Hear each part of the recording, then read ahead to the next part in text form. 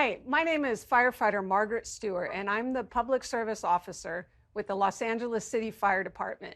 And we're here today to have a brief conversation with a couple fantastic photographers who we highlighted their work recently in our 2021, which was our second year doing this, LAFD Photo of the Year. So just to give you a little background as to why we chose to do this contest, we don't have photographers in our department that go out and take pictures of your firefighters and paramedics doing their work. So we're reliant on the independent photographers, also known as stringers, that go out and they take pictures of incidents all over the city as well as other cities. And then they're gracious enough to share their photos with us so that we can in turn share the work of your LA City Fire Department with you. So without those photos, we wouldn't be able to share that kind of work on our social media channels and show you what your firefighters and paramedics are doing, as well as help us bring to life safety messages.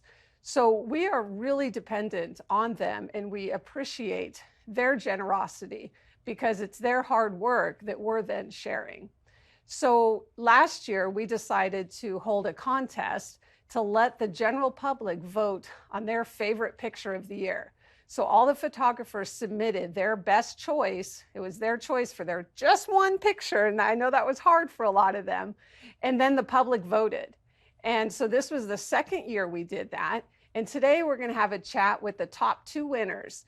The first place prize went to Rick McClure, and the second place was to Jake Asner. So we're fortunate enough to have both of them here to talk. And I just want to also mention, third place went to Corey Quico, but we weren't able to get Corey on with us today. But we're going to talk with Rick and Jake about their background, about their photo, and why it is they like to do this.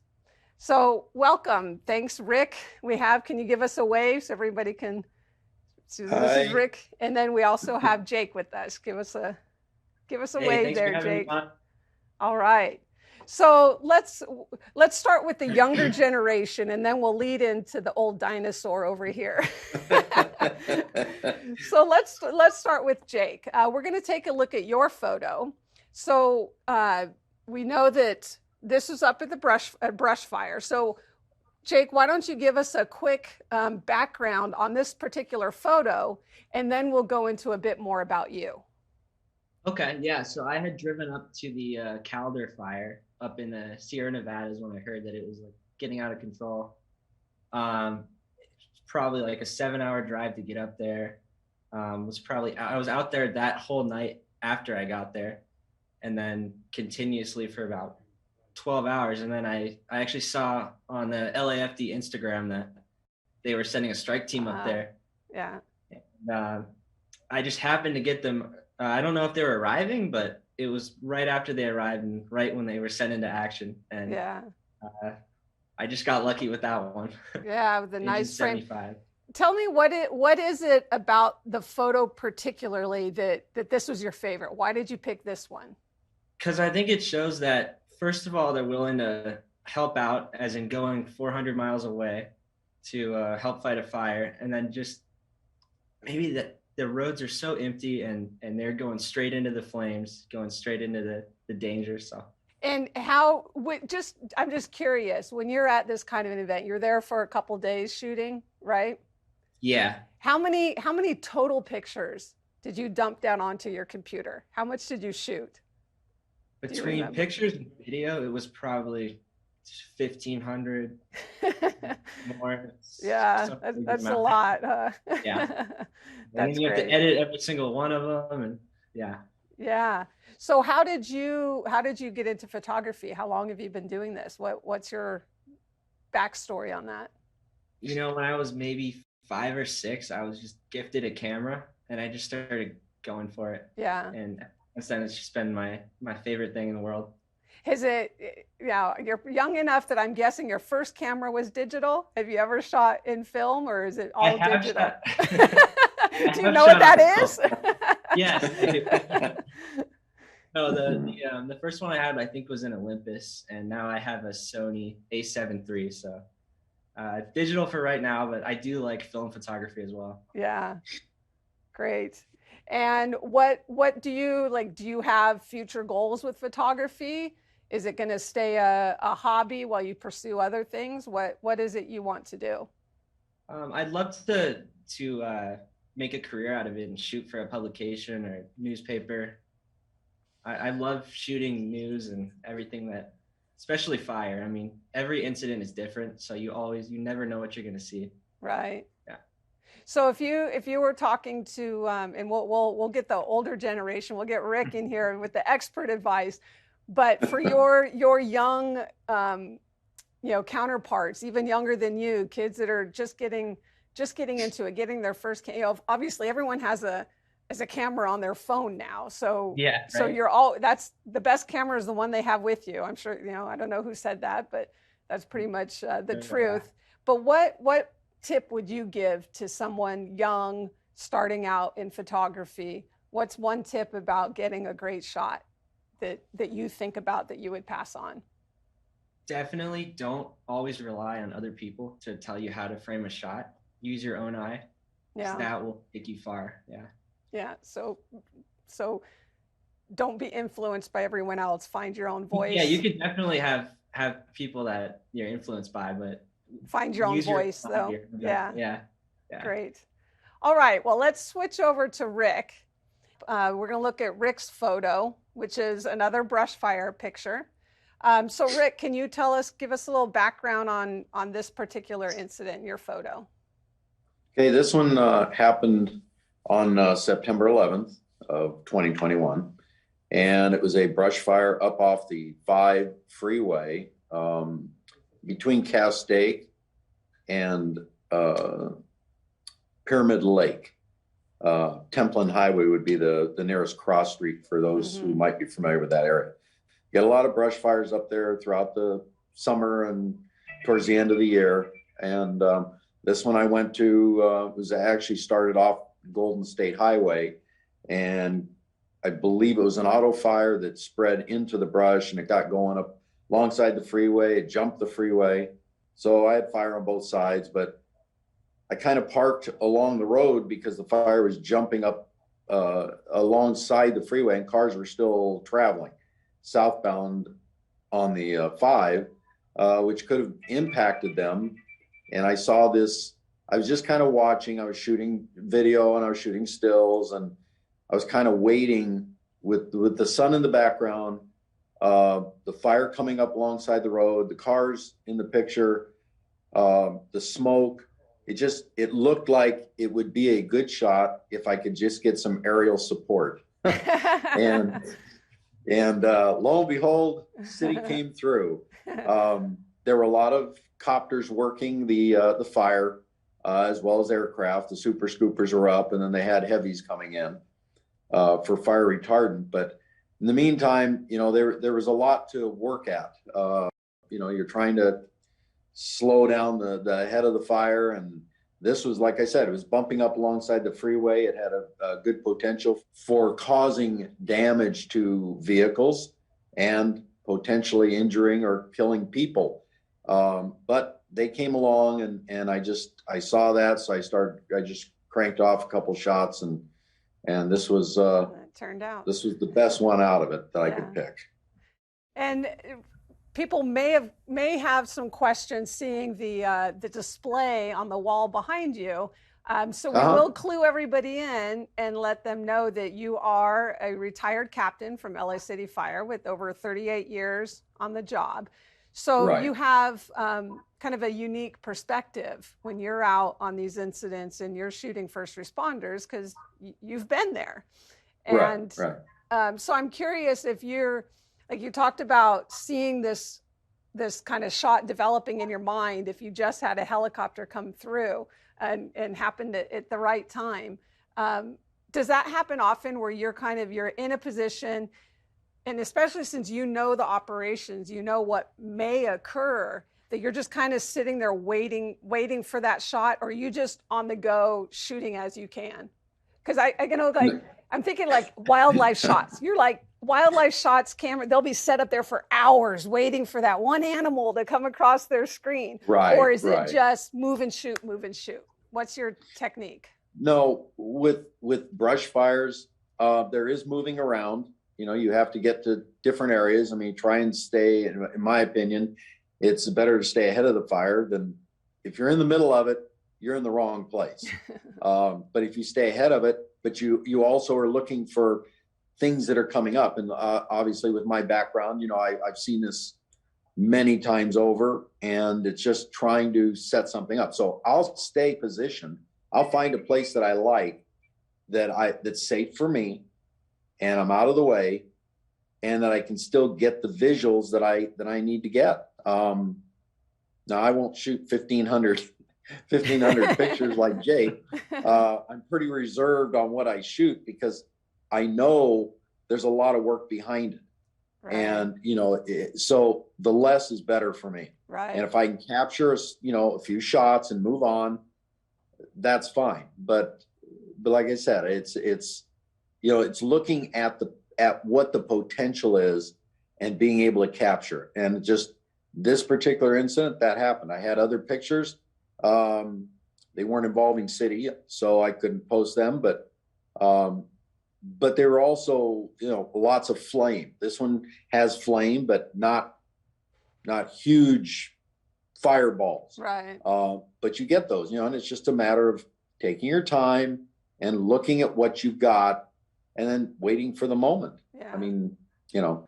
I think personally, this picture, for me, it's that what's not shown. It's almost more ominous because you don't see the big wall of fire, but you've got that really dark smoke on the right of the picture, and then, you know, the light shining through on the gray smoke, and it's almost that the smoke in the water is hiding what's behind there.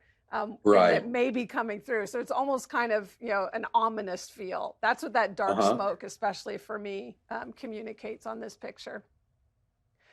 I want to, since given your background, you know, one of the challenges we can face at emergency incidents is because everyone has a camera and they're wanting to get the shots, it's our concern about their safety and not impeding on emergency operations trying to get that shot. So given you have experience on both sides of the camera, what's a tip or two you would say to younger people or inexperienced people when they're shooting at an emergency incident, to what to do to keep yourself and everyone else safe and not, you know, create a problem? Well, in order to do this kind of work, I mean, everybody wants to go take pictures nowadays. You know, everybody's got, like was brought up earlier, you know, the cell phone is a biggie now. Everybody, you show up at these incidents, and I go to plenty of them, as you well know, although retired. It's a passion, and I just can't let it go. So you show up at these incidents, and everybody's got a cell phone. Not everybody has a camera, you know, a regular 35 millimeter camera or digital, whatever you want to, or video camera. But everybody's got a cell phone, and you see a lot of these people show up. And I'll tell you one example was the lake fire last year, and it was in the county, way up, almost into the Lancaster area. That was a big problem because people show up at these things, at these big campaign type fires, and they have brush jackets because you can purchase those. Officers don't really know who's who out there, and they're impeding traffic because they're all along the roadway trying to get a shot, and they have nothing to do with media. You know, they're not official, but the biggest problem is everybody's running to these fires. They see the smoke and they go, and it's not just brush, it's structures as well. And it's a problem because especially the younger people, they don't have any background. They don't have any training. News media is pretty good. They know how to stay out of the way for the most part. And they use the long lens and get their long shots, which is good, or they use aerial. But these younger people, they don't have that background. They don't know what brush fires can do. Structure fires, well, it's more about falling materials and about overhead wires and things. They're not looking out for these. They don't realize it. Right. And, you know, it's for them, you know, here again, a long lens, if you don't really have any, I don't want to say business to be there, because everybody wants to do this, but if you're not affiliated with an organization that's specific to doing these kind of things, going out shooting what I'll call crash and burn type incidents, just stay back. I mean, Right. you don't need to be in there up close and personal. Yeah. So we you know, want, that's the emphasis that we want to get. While we appreciate the photos, we also, you know, it's a double-edged sword. We don't want to encourage people to be out putting themselves at risk or putting Right. our first responders at risk, trying to get that shot, and then you end up becoming a patient or a victim of something. So while we applaud the professional efforts of the photographers like you and Jake, we also just want to give caution that this isn't our encouraging of everyone to get out there and with that cell phone and putting themselves at risk, because Right. there are skill sets that you both have and your experience on a scene, and those things are important to keeping people safe. So we're just throwing that out there. Yeah. So with the evolving media, what to say, kind of landscape, that's the word I'm looking for, and reliance on independent photographers like both of you and many of your counterparts out there, what do you see as the role of stringers and photographers and photojournalists? What do you see as your role when you head out? Why are you doing it? What is your end goal? Jake, why don't you give that as an answer? Why do it? Just to highlight the incredible work that the first responders are doing every day. And you see all these TV shows. I won't name them by name, but there's certain scenes and stuff that are just completely unrealistic to what the fire department's actually doing. And back to what Rick was saying about respecting the scenes, there's a lot of guys out there that'll try to get under the tape and stuff like that. But if you want to build a relationship out there as a photojournalist or a news media, then you got to respect the fire department, and you got to any official, you have to abide by their directions, especially on an emergency scene. Right. Yeah, we definitely appreciate that. So unfortunately, we weren't able to get Corey to join us today. His photo won third place, and I think we're going to get that up here. Yes, you can see the orange helmets indicate a captain, and they're both ascending the aerial ladder. This was a commercial structure fire that he submitted, and he won third place. And since we don't have Corey here, what are your, let's hear, Rick, what are your first thoughts when you see this picture? Why do you think it resonated with people? Just by the intensity of the fire behind them. I mean, yes, they're ascending an area, that's their job. But with them in the foreground and the large volume of fire behind them, it makes for more of an incredible picture. I mean, I really like that picture. And that here again was he looking at that for that moment, as they ascended to get that shot? I would have to think, because I know that he's been out there for a while, a while now, I guess. And I see a lot of his work, and it's almost like he's looking also for that type of picture, something right. that depicts what's going on, because the picture, as we know, tells, says 1,000 words, and it's like, tell the story here. What's going on? Well, it's a big fire, and these guys are going to do a job of whatever they're assigned to. They're going to do that. They're not just standing there on the aerial just waiting. Yeah. Hey, so Jake, what hits you first about when you first see this picture? Well, the flames are number one, but definitely the courage of the firefighters, because I mean they signed up to protect and serve everybody and be courageous, and that shows it right there. Yeah. Just the sheer amount of fire in that photo is amazing. And just from a technical standpoint, and whichever of you would like to talk to this, shooting these kind of pictures at night, I know we get varying levels of quality of photos in. that's not easy. Like, you need the right kind of gear, because I know the flames will blow it out and you'll lose the definition. So getting yourself in the right spot and knowing your equipment, just like we have to know our equipment, you got to know your equipment or you're not going to be able to capture that. Right. Yeah. So let's, Rick, we'll go between both of you. So Jake, what's your favorite thing about Rick's shot? And then Rick, what's your favorite thing about Jake's shot? Rick's shot just says it all. I mean, you combine every element in that. You get the cars going by, you get the public in there, you get the helicopter, the dramatic smoke. I mean, if you could put everything into a photo, Rick did that. Thank you. And then Rick, what hits you most about Jake's picture? Like he said earlier on, they're going into they're moving into the fire. Obviously you don't see people coming out, but you know, they've already closed everything up by the time they get up there. But it's going in to do the job, you know, that they're getting paid to do. And you know, he's got fire, you know, smoke. It shows the hillside, a lot of it burned off already. And who knows where they're going to stop in this picture. You don't know. They're on the road. They're headed to do the work that they're getting paid to do. Right. And overall, I just think it's a great shot. All right. Well, again, thank you both for joining us today, for telling us a little bit about yourself, about your photos and your experience. And again, a thank you from the entire LA City Fire Department for not just you, but all your colleagues who share their photos with us, which gives us the opportunity to share the work of the LA City Fire Department with all of you. So without their photos, it's much harder for us to share those messages. So we hope that you'll continue to follow us across all of our platforms. You'll see their work. You'll see lots of other photographers' work.